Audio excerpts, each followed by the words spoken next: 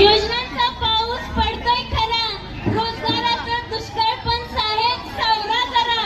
रोजगाराचा पाऊस पडतोय खरा, बेरोजगारीचा दुष्काळ पण साहेब सावरा जरा.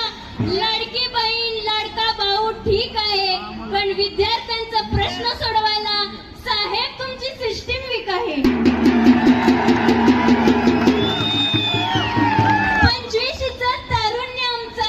25चं तारुण्य आमचा विचारांनी थकलंय. डिप्रेशन मध्ये जाऊन पोरगा पार सुकलंय.